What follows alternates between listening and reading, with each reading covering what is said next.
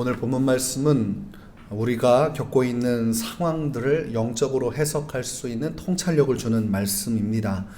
다니엘은 자신이 보게 되는 환상으로 인해서 굉장히 지쳐 있습니다. 하나님의 말씀을 받는다는 것 자체가 부담이고 그 말씀이 이해가 되지 않기 때문에 또한 부담이고, 또한 말씀을 듣고 해석이 될 때에 그 말씀이 너무 놀랍고 너무나 감당하기 어려운 말씀이라 또한 어려운 것입니다. 그래서 지치고 힘든 가운데 잠든 다니엘의 모습을 오늘 성경을 통해 확인할 수 있고, 또한 하나님께서 보내신 천사가 다니엘을 어루만져 그를 회복시키는 장면을 우리가 볼 수가 있습니다. 천사는 다니엘에게 영적인 상황에 대해서 설명을 해줍니다. 다니엘이 하나님 앞에서 마음을 정하고 금식 기도를 시작한 그날, 그 기도가 이미 응답이 되었노라고 말씀을 전하고 있습니다. 그런데 천사 자신이 21일 만에 다니엘에게 나타나서 이렇게 하나님의 말씀을 전할 수 있었던 이유는 바로 바사 왕국의 군주가 가로막았기 때문이라고 이야기를 하고 있습니다. 바사 왕국의 군주가 가로막고 있었기 때문에 그 응답을 가지고 오는 길이 굉장히 어려웠다. 그리고 그때 천사장 미가엘이 힘을 합쳐서 도와주었기 때문에 자신이 이곳까지 다다를 수 있었노라고 이야기를 하고 있습니다. 그렇다면 바사 왕국의 군주는 누구이고 왜 가로막았는가? 그리고 하나님의 응답을 가지고 온 가브리엘을 미가엘이 도왔다는 그 내용은 어떤 의미인가? 우리가 이 말씀을 통해서 해석할 필요가 있겠습니다. 오늘 이 하나님의 소식을 가지고 온 천사는 가브리엘 천사입니다. 이 가브리엘 천사는 다니엘이 영적인 사람이기 때문에 영적인 세계에 대해서 가감없이 이야기를 해주고 있습니다. 바사 군주라던가 미가엘이라던가 여러 가지 형태의 그 진입을 방해하는 세력에 대해서 이야기를 하는 것으로 볼 때, 다니엘이 하나님 나라의 이 비밀한 것들 또는 영적인 세계의 것들을 들으면 듣고 받아들일 수 있는 사람이었기 때문에 이 메시지를 전해놓으라고 우리가 확인할 수가 있겠습니다. 일반 사람들이 천사를 보면 죽은 사람처럼 됩니다. 그리고 정신을 차리지를 못합니다. 마태복음 28장 4절을 보면 지키던 자들이 그를 무서워하여 떨며 죽은 사람과 같이 되었더라. 예수님의 무덤가를 지키던 파수꾼들이 예수님의 부활의 소식을 전하기 위해서 나타난 천사를 보았을 때 엄청난 충격을 받게 됩니다. 그래서 죽은 사람처럼 되었다고 이야기합니다.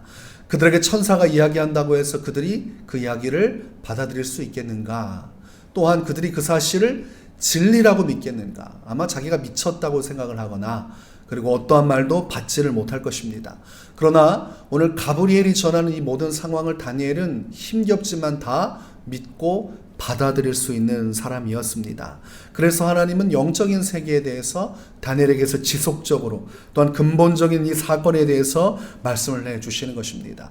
영적인 세계는 보이지가 않습니다. 그래서 받아들이기가 참 어렵습니다. 영적인 세계가 존재한다는 것조차도 믿지 않는 사람들이 있습니다. 천국도 없고 지옥도 없고 또 귀신도 없다고 하는 이야기를 할 것입니다.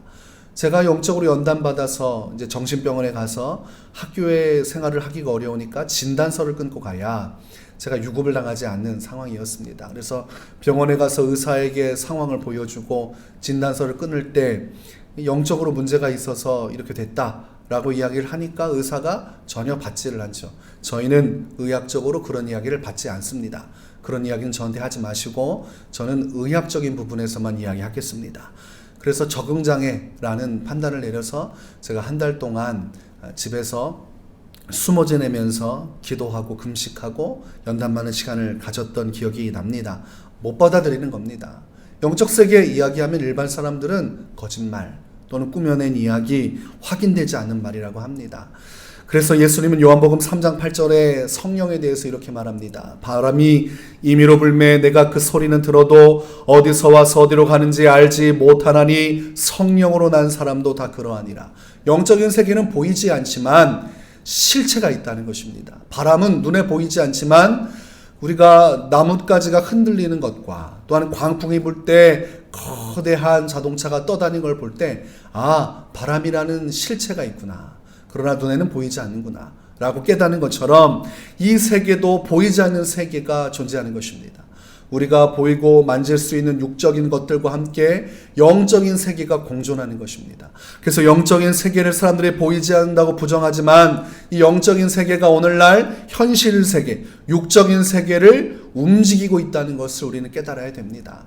그래서 보이지 않지만 오늘 예수를 부인했던 자가 성령의 바람이 불면 심령이 변화되어서 예수를 구주로 영접하고 하나님 나라와 영광을 위해서 새로운 삶을 시작하는 것입니다. 영적인 세계가 존재하기 때문에 영적인 하나님과 영적인 천사와 또한 영적인 귀신 마귀가 존재하기 때문에 이 성경의 일들이 실제 한다고 우리가 말할 수가 있는 것입니다.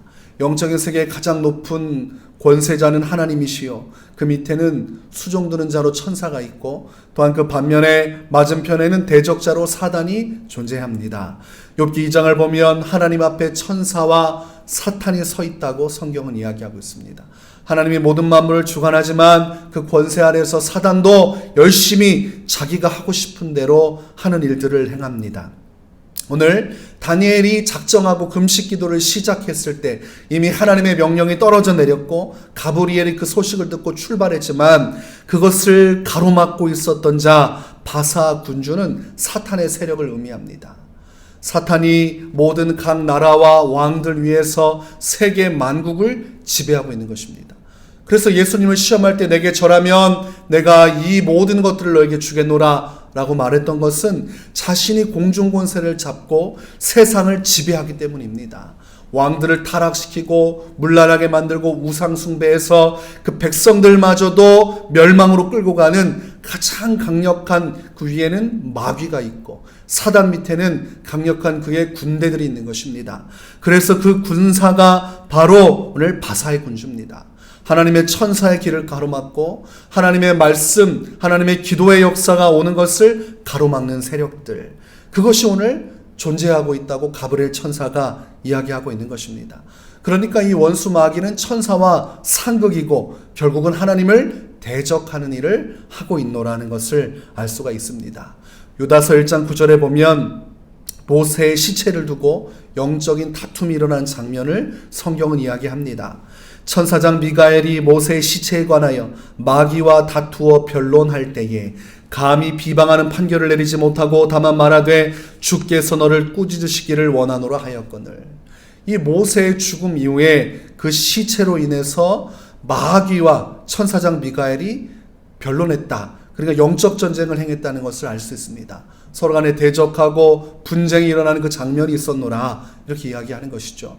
그러니까 가브리엘 천사가 오고 있을 때에 그 앞을 막았었던 바사의 군주, 이게 마귀라고 할 수가 있겠습니다. 그리고 옆에서 천사장 미가엘이 또 등장해서 이 마귀와 대적할 때 가브리엘이 빠져나와 오늘 다니엘에게 나타나서 하나님의 위로를 더하고 주의 말씀을 전하는 것이죠. 그 기도의 응답이 드디어 다니엘에게 도착을 한 것입니다. 사단은 끊임없이 영적으로 하나님 나라를 회방하려고 합니다. 눈에 보이진 않습니다. 그러나 실제로 오늘날도 이런 일들이 벌어지는 것입니다. 가브리엘이 다니엘에게 말씀을 전하고 말하기를 나는 다시 돌아가 바사 군주와 싸울 것이고 내가 간 이후에는 헬라의 군주가 올 것이다. 각 시대별로 각 나라별로 역사는 사단의 세력이 존재하고 그들은 한 방향 오직 하나님을 대적하는 목적을 위해서 자신의 뜻을 위해서 나라와 권세자들을 움직이고 있다는 것을 알 수가 있는 것입니다. 그리고 오늘날로 치면 하나님의 나라를 대적하고 하나님의 말씀을 대적한다는 것은 곧 하나님의 교회를 대적한다는 것과 같습니다. 하나님은 하나님의 역사를 하나님의 교회를 통해 이루십니다. 그래서 요한계시록에는 각 교회에 대한 하나님의 판단을 주시고 그들에게 더 힘을 내어서 끝까지 믿음을 지키고 하나님의 완성된 구원에 참여하라고 말씀을 하는 것이죠. 교회는 어둠의 권세와 싸워서 음부의 권세를 이기고 믿음의 역사를 이루어서 장차 이루어질 완성된 하나님의 나라를 이루고자 하는 사명을 지닌 성도들의 모임입니다. 그러니까 이거를 흩어버리면 하나님의 나라가 무너지는 것입니다. 그래서 오늘날 가장 큰 표적은 바로 교회를 무너뜨리는 것입니다. 오늘날 코로나 바이러스 이 문제를 인간적으로 보거나 의학적인 관점에서만 본다면 우리는 영적으로 아주 수준이 낮은 사람입니다. 또는 영안이 가로막혀 있는 사람이라고 할 수 있습니다. 오늘 가브리엘 천사는 다니엘에게 보이지 않는 세계가 있다는 것을 말했고 가브리엘은 받아들였습니다. 오늘날 이 코로나 바이러스 뒷면에는 나라와 세계를 붙들고 있는 사단의 세력이 존재하는 것을 나타내는 것이고, 궁극적으로 이 목적은 교회를 흔드는 것입니다. 그래서 미국이든 다른 유럽의 나라든 한국이든 모든 목적은 교회를 흔드는 것입니다. 지금 한국 교회를 보십시오. 처음에는 소모임만 금지해달라고 했다가 예배를 조금 2주 정도만 온라인 예배로 협조해주면 고맙겠다고 하다가 갑자기 어느 날부터인가 온라인 예배 드리지 않으면 이상한 교회로 만들어버리고 벌금형을 떼겠다고 그러고, 지금 법적으로는 구속까지 하고자 하는, 그래서 이 질병 감염의 것을 위해서 통제할 때 따르지 않으면 어떤 단체든지 어떤 개인이든지 이제는 구속할 수 있는 법까지 추진하고 있습니다. 그러면 그 끝이 어디를 향하고 있는가? 사람들은 육적인 생각을 하는 것이죠. 이 질병으로부터 보호받기 위해서, 모든 사람의 생명을 살리기 위해서 종교는 협조해야 된다. 아주 그럴듯한 탈을 쓰고 있지만, 양의 탈을 쓰고 있지만 실체는 늑대가 도사리고 있는 것입니다. 겉으로는 코로나 바이러스로 인해서 교회 협조를 요청하지만 실제적으로는 사단이 교회를 모이지 못하고 흩어내기 위해서 강력하게 역사하는 것입니다. 마치 바사의 군주가 나타나고 헬라의 군주가 나타난 것처럼 지금 이 한국 땅에는 사단의 역사가 교회를 말살시키기 위해서 영적으로 짓누르고 있다는 것을 깨달으면 오늘 다니엘이 받은 은혜를 우리 또한 얻게 된 것입니다. 이 사실을 깨달을 때 우리는 이 원수 마귀가 지금 역사하는구나, 우리가 하나님 안에서 오직 다니엘처럼 기도해야겠구나 라는 결론을 내리게 됩니다. 이 영적인 눈이 띄어지지 않으면 우리 모여서는 안 됩니다. 교회가 모범이 돼야 됩니다. 각자의 집에서 조용히 예배하시고 우리 모두 만나지 맙시다, 이런 결론을 내리게 됩니다. 그러나 오늘 이 다니엘서가 말하고 있는 영적 세계의 진리를 알게 되고 어둠의 권세가 지금 목적을 하고 있는 것이 무엇인지를 깨달으면 교회는 흩어져서는 안 된다는 것을 알게 됩니다. 흩어지는 것이 사단이 원하는 것입니다. 지금 이 세계가 원하는 것, 이 정부와 권세가 원하는 것은 하나님께서 원하시는 것과 정반대에 있는 것입니다. 우리는 반대로 하면 돼요. 어려울수록 모여서 기도하고 어려울수록 하나님 앞에 무릎 꿇고 나가면 하나님의 뜻이 반드시 성취되게 되어 있습니다. 다니엘 한 명이 금식하며 기도했더니 하나님의 명령이 떨어지고 가브리엘 천사가 움직이기 시작하고 사단이 막으려 했지만 결국은 막지 못했다는 것이 핵심입니다. 결국 기도가 승리한다는 것입니다. 어둠의 권세가 흔드는 것 같고 이기는 것 같고 모든 것을 짓누른 것 같지만 결국 기도가 승리한다.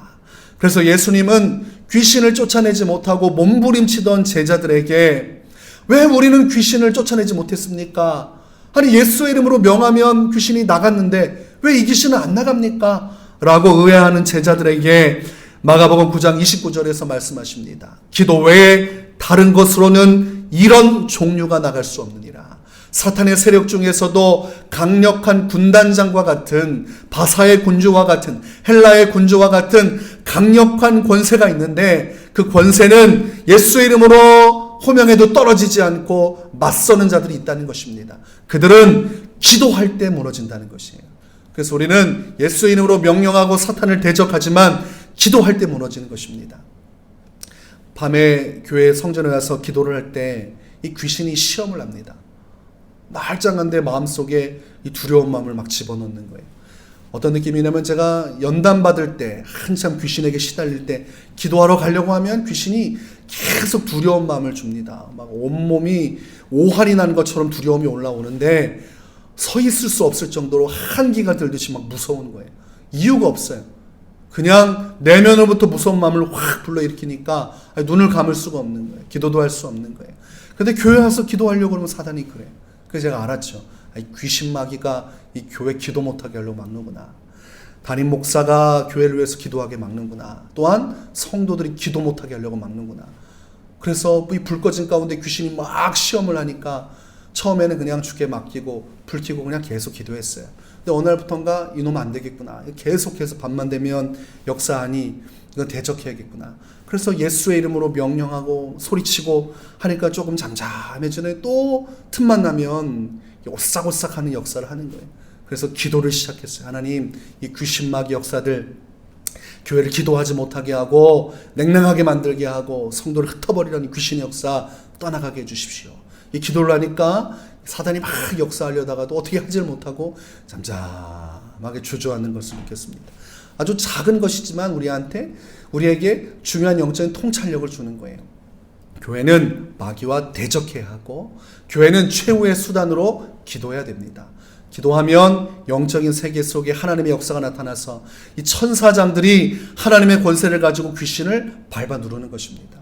그러나 기도하지 않으면 귀신 마귀가 귀 앞에서 힘을 얻고 그래서 그 힘을 가지고 교회를 압박하고 하나님의 나라를 회방하고 흔드는 것입니다. 그래서 교회는 기도할 때 하나님의 사명을 이루는 것입니다. 우리가 새벽의 기도를 통하여 앞으로 예정된 모든 기도의 시간들을 통해서 어둠의 권세를 이기고 하나님의 뜻을 성취하는 축복된 교회로 서기를 주의 이름으로 축원합니다.